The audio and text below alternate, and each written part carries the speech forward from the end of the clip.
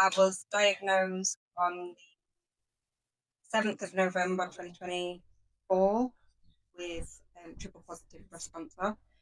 It was about 9 centimetres in size, which is quite big for a tumour. So they said I had to have a mastectomy done. I needed chemotherapy first. I did 8 rounds of chemotherapy.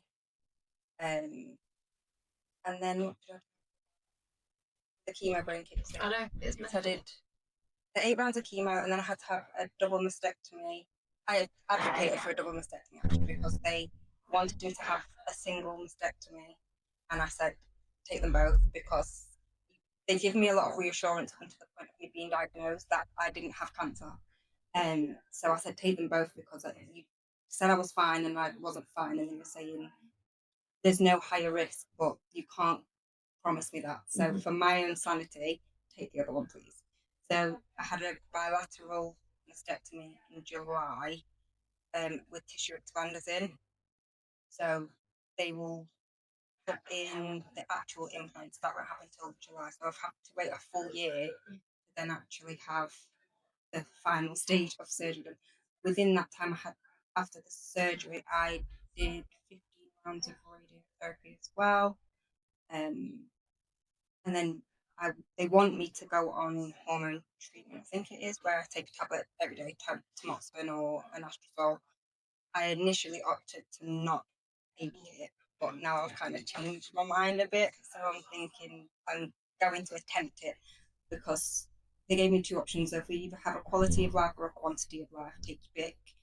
And I was like, well, where's the middle? Where's the middle ground for quality and quantity?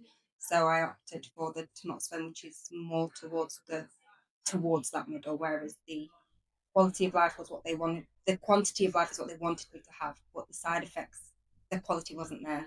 And I'm a mom with 5 kids. I need to be a happy mom. I need to make sure I can be there for them in a good, like, mental and physical frame. I've got 3 of my own, and then I've got 2 stepdaughters. So the oldest is 16, then 14, and then my daughter's 11, my son is 9, and my youngest. So I was diagnosed 2 days before his first birthday. So I had to get through I had planned a party for him, and I had to get through that party, and I'd not told anyone.